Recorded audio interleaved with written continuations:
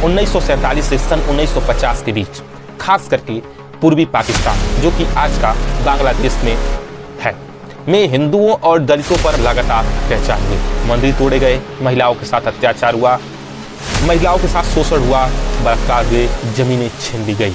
लेकिन सन 1948 में जिन्ना की मृत्यु के बाद हालात और बिगड़ गए।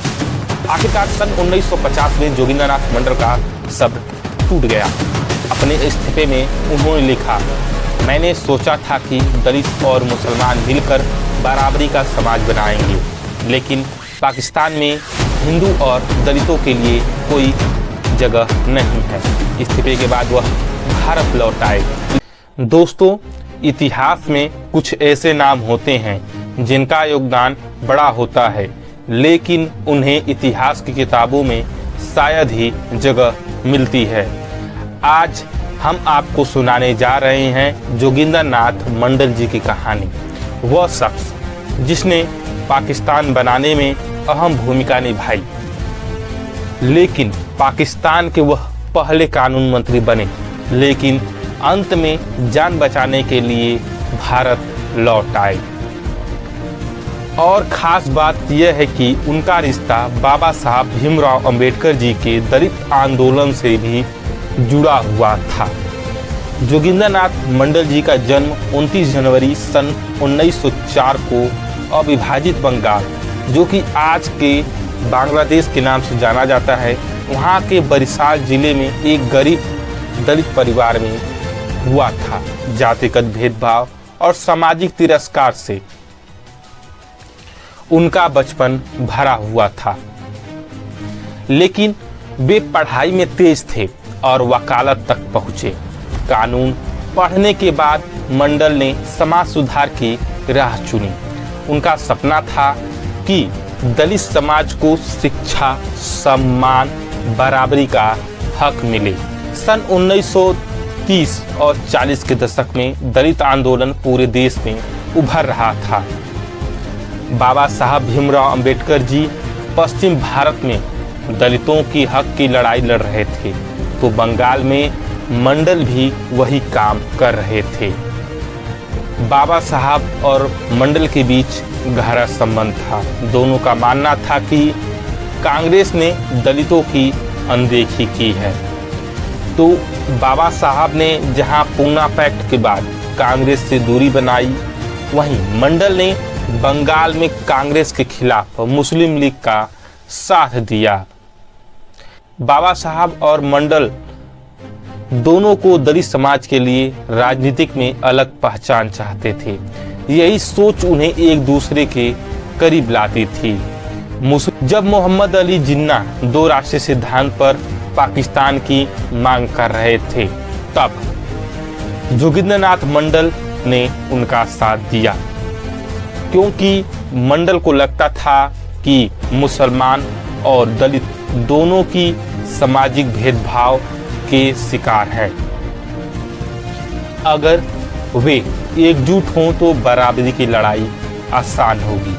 सन 1946 के चुनाव में मंडल ने मुस्लिम लीग का खुलकर समर्थन किया। उन्होंने पूर्वी बंगाल की कई सीटों पर मुस्लिम लीग का साथ दिया, उम्मीदवार को जीत दिलाने में मदद की। इससे जिन्ना को पाकिस्तान बनाने में बड़ा आधार मिल गया। पाकिस्तान के वह पहले कानून मंत्री बने।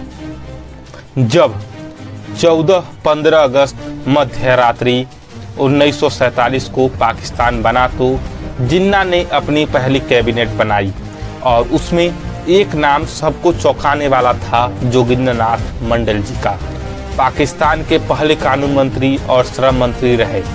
सोचिए, पाकिस्तान का संविधान लिखने वाला पहला व्यक्ति एक दलित हिंदू था। जिन्ना ने उन्हें बराबरी का प्रतीक बता करके पेश किया। मंडल को लगा कि अब दलितों और अल्पसंख्यकों की अधिकार सुरक्षित होंगे, लेकिन कठिन सच्चाई उसके उलट थी।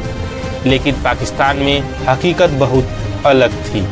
सन 1947 से सन 1950 के बीच, खास करके पूर्वी पाकिस्तान जो कि आज का बांग्लादेश में है, में हिंदुओं और दलितों पर लगातार अत्याचार हुए। मंदिर तोड़े गए, महिलाओं के साथ अत्याचार हुआ, महिलाओं के साथ शोषण हुआ, बलात्कार हुए, जमीनें छीन ली गई। मंडल ने बार बार जिन्ना और मुस्लिम लीग नेताओं से गुहार लगाई कि अल्पसंख्यकों को बचाया जाए, लेकिन सन 1948 में जिन्ना की मृत्यु के बाद हालात और बिगड़ गए।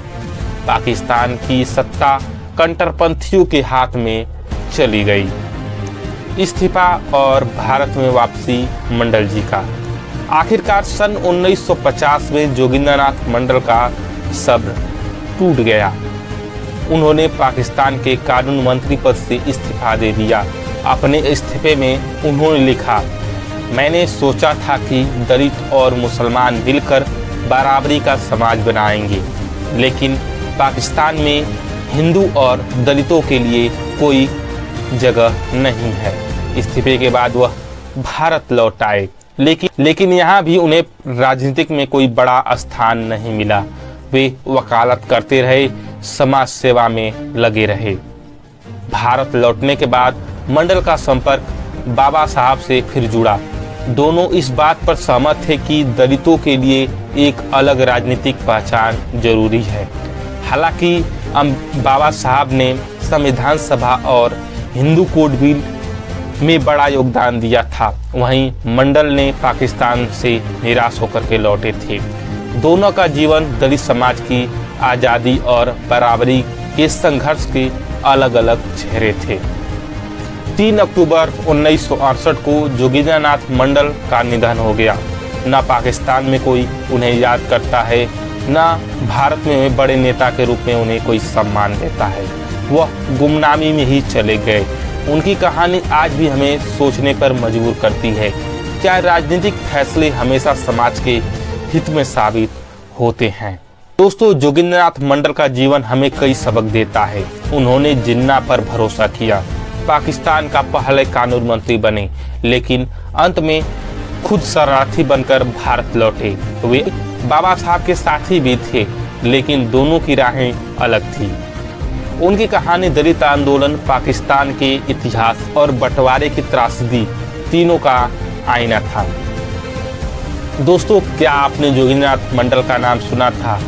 अगर हाँ तो कमेंट में बताइए, और अगर नहीं तो इस वीडियो को लाइक और शेयर सब्सक्राइब अवश्य करें, ताकि आने वाली वीडियो की नोटिफिकेशन दोस्तों आप तक हमेशा पहुंचती रहे। मिलते हैं दोस्तों नेक्स्ट वीडियो में। जय हिंद।